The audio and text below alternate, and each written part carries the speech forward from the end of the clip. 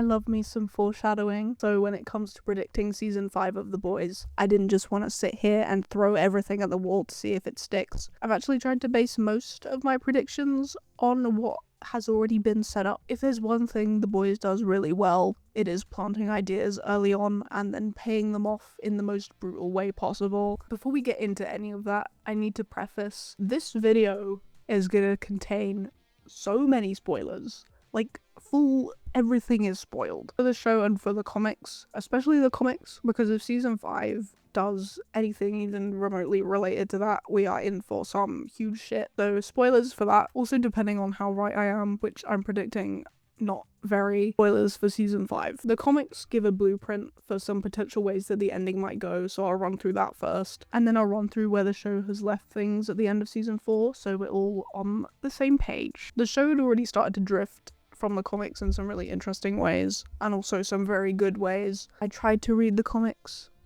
They were shit. Some characters are completely different. Some are dead when they're supposed to be alive, vice versa. Some are just way worse. MM's whole thing in the comics is him depending on his mum's breast milk to survive.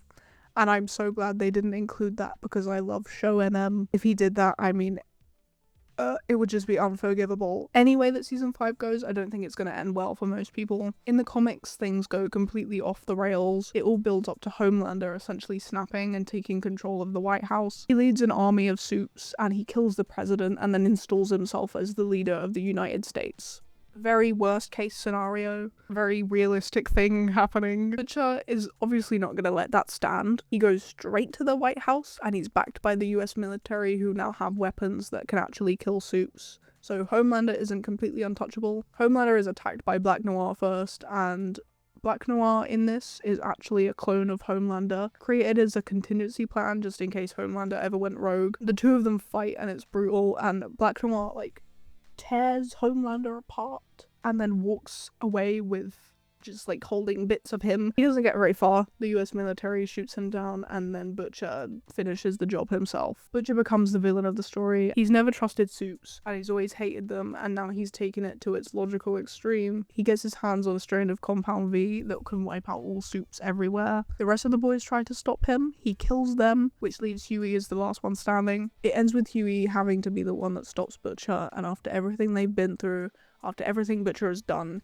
he has to take him down. That's what happens in the comics. It's worth running through what happens in the series as well. The boys changed so much from the comics, especially by the end of season 4. Season 1 sets up the entire world. Supes are celebrities controlled by Vought, and the public sees them as heroes, but behind the scenes they are reckless and corrupt and straight up evil. Huey's whole story starts when A-Train accidentally runs through Huey's girlfriend and then just leaves. He's gotta go. That's what pulls him into Butcher's orbit and the whole mission of taking down the supes. At the same time, Starlight joins the Seven and quickly realizes that it's not what she thought. There's exploitation and abuse and just a complete lack of accountability. We also get the reveal that Compound V is the source of all these superpowers, which destroys the idea that supes are chosen ones or special because they're manufactured. Homelander pretty quickly establishes himself as the real threat. The Flight 37 video alone tells you everything. He'd rather let people die than risk looking weak. He's a very all or nothing kind of guy. Season 1 ends with Butcher discovering that his wife, Becca, is alive and that she has a son, which is Homelander's son. Season 2, Stormfront gets confronted. It turns out, unsurprisingly, to be a Nazi. But not just any Nazi. The original Nazi. Huey and Starlight work together more directly and they manage to expose Compound V to the public. Butcher's main focus is still Ryan. By the end of the season, Stormfront is taken down and Ryan chooses Butcher over Homelander, and everything feels a little more stable, which obviously doesn't last. Season 3 tries something different. The boys attempt to work with the system through Victoria Newman. We get Soldier Boy as well, who is powerful and unstable and tied to Vaught's past. And also hot. He's Jensen Ackles. He's hot. If they wanted me to hate him, they should have chosen somebody else. Butcher starts using Temp V as well, which gives him powers but is slowly killing him, and that kind of defines his whole arc going forward. Homelander is also getting more and more unhinged, but also more open about it. He's not really pretending to be nice anymore. Herogasm happens. By the end of season 3, nobody's really winning, and the conflict between Butcher and Homelander is just escalating. Season 4 feels like a direct continuation of all of that. Butcher is now terminally ill because of the Temp V, V, which puts a clock on everything he does. And instead of slowing down, he just gets more extreme. We also get new soups like Sister Sage and Firecracker, plus Black Noir again, which is like a whole separate thing. Starlight has fully stepped away from Vought and now is running Starlight House. And at the end, everything kind of blows open. Homelander is closer to real political power than he's ever been. The subtlety in the recent seasons is like that of a brick to the face. That is neither here nor there though. This isn't a critique. Victoria Newman is killed by Butcher. He takes Compound V and it makes whatever happens in his body into like weird tendril cancer things, and it tears her apart. At the same time, you've got multiple characters shifting sides. A-Train is now helping the boys, Starlight is more powerful than ever, and if you've seen Gen V, you know she's getting more people onto the boys' side. Ashley takes Compound V as well, and by the end, everything fractures. The group splits up, some are captured, Starlight flies off. Going into season 5, there is not a very stable team. Obviously, I'm not just gonna sit here and predict every plot point beat for beat. That would be insane. I don't have time for that. But I do think you can get a pretty clear idea of the major direction that the season is heading, especially if you look at the comics and the way the show loves to foreshadow things way in advance. Also, these aren't in any particular order, so sorry, it's more of a rant.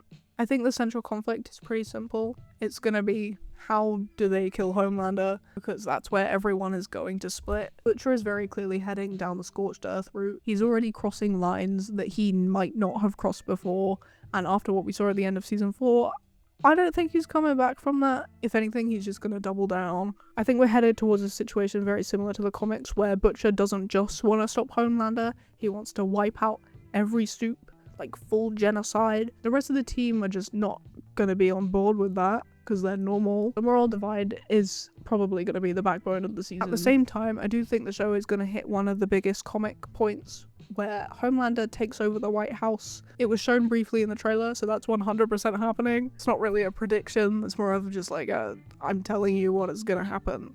He's going to take over the White House. Everything has been building towards that. He's already got political influence. He's got a fan base that will defend literally anything he does. The show has not been subtle about the storyline. It's also not been subtle about who he is inspired by. I don't think that's the end game though. I think that happens pretty early on, and then the rest of the season is dealing with the fallout of that. In the comics, like I said before about Black Noir, he's the Homelander clone and he's the one that takes him down. The show obviously hasn't done that. Bringing back Black Noir in season 4 feels very deliberate. I can see a version of that happening where Noir confronts Homelander. Instead of winning in the comics though, I think Homelander kills him. I saw this theory on Twitter where Homelander beats the shit out of him so bad where he becomes deaf and mute and basically a killing machine. I think that would be cool. I don't think he's living though. That could be one of those very early oh Ariana, we're really in it now moments. Tying into that, I think the anti-suit weapon or virus or whatever version the show goes with comes into play at that point too. Maybe Butcher manages to weaken Homelander with it. Maybe they nearly kill him, but I don't think he dies in the White House. I think he escapes. The show is gonna want to drag that confrontation out as long as possible. One thing I'm a bit unsure about is the Flight 37 video. There are some hints in the trailer towards Starlight exposing that at one of his expo things. That should completely destroy Homelander, the trust that his fanbase has in him. That's undeniable proof of what he is. I don't think it's going to have the impact people expect though. If anything, it's only gonna make him angry. We've seen that his fanbase will justify anything. I mean, he literally lasered a dude in front of all of them and they all clapped. Again, the parallels are not subtle, but whatever. Instead of it being his downfall, I think it's just gonna push him further. If you're gonna hate him, fine, but it's gonna give you something to hate him for. I think that could be a weak plot point if they're not careful, but it also fits with what the show's been trying to do. Now with Ryan, this is not based on anything that solid, but I don't feel good about his chances. People have pointed out that he is absent from the trailers. He's missing at the end of season 4, and narratively he's kind of the last thing tying Homelander to humanity. I could genuinely see him dying, and if they really want to go for it, Homelander accidentally killing him would be the most the boys thing possible. He just snaps one day and just fucking murders him. That would be the 800th final straw for Homelander and possibly Butcher.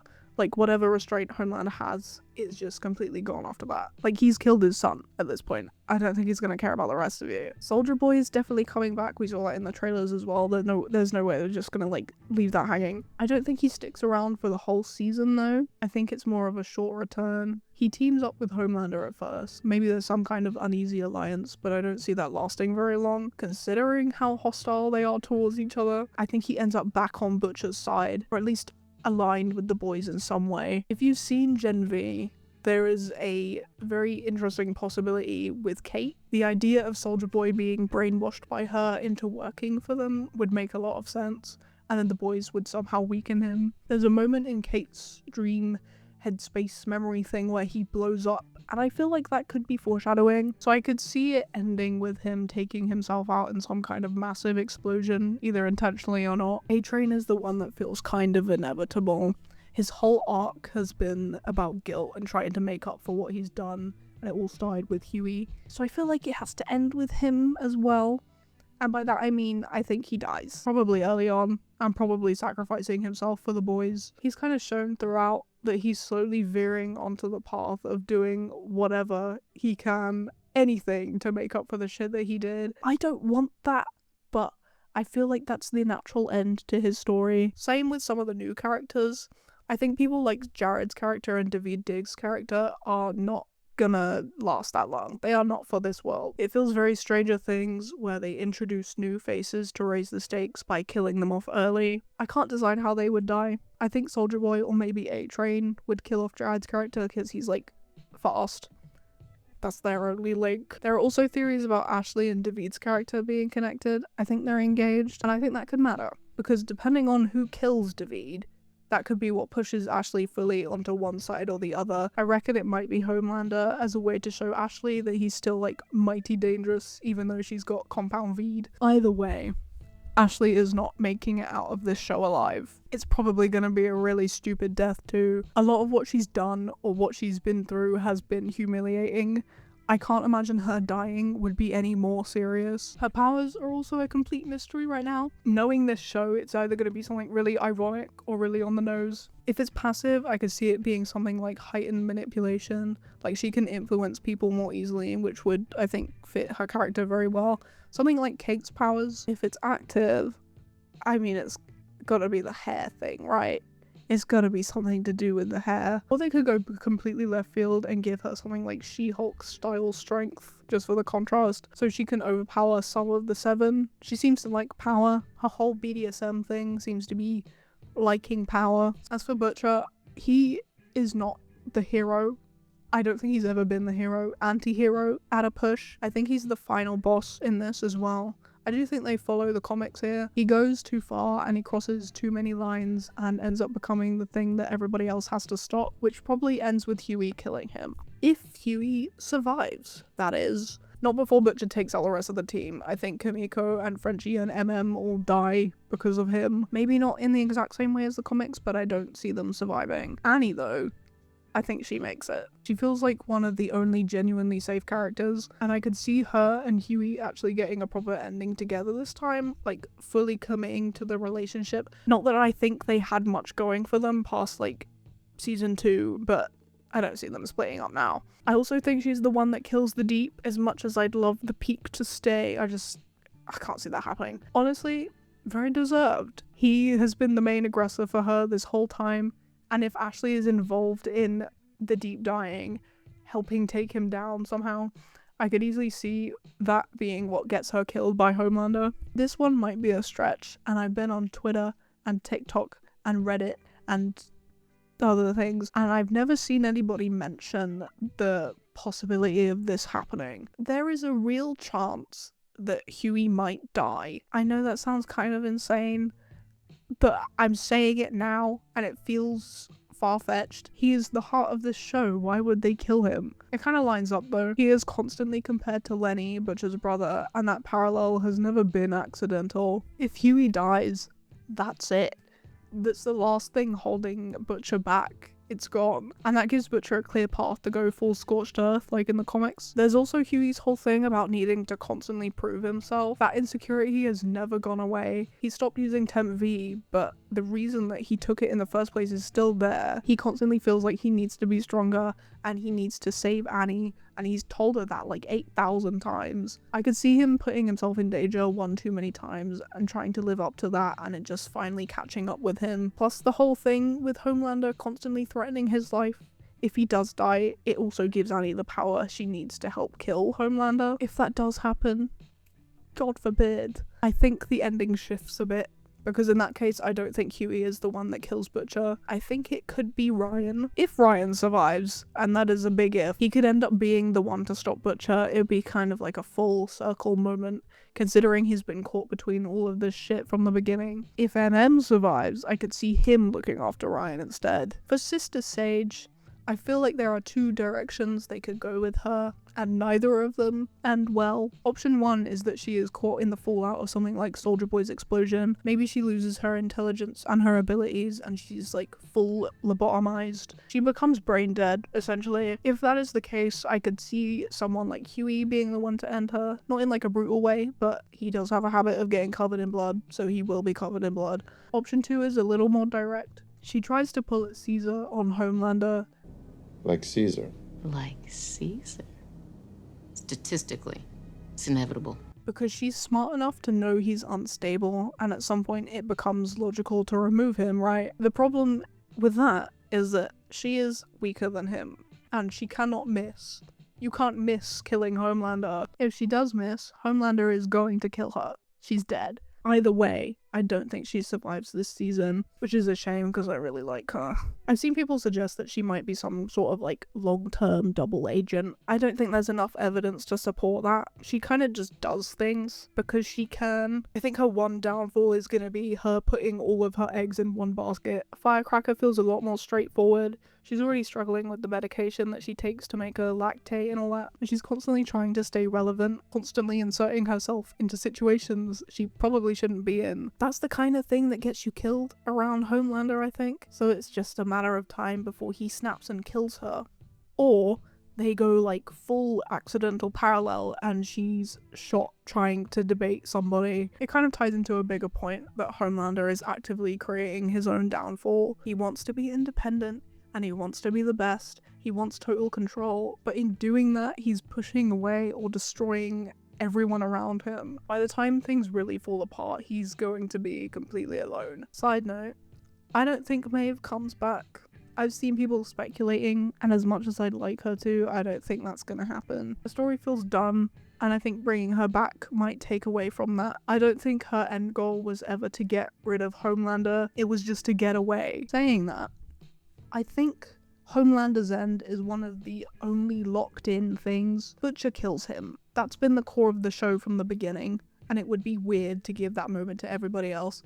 I like to think they're not gonna pull a Game of Thrones. The only question is how, because after building this up for so long, it has to feel satisfying, and I think that's gonna be really hard to pull off. There's a version where he dies in a fight, and that's it.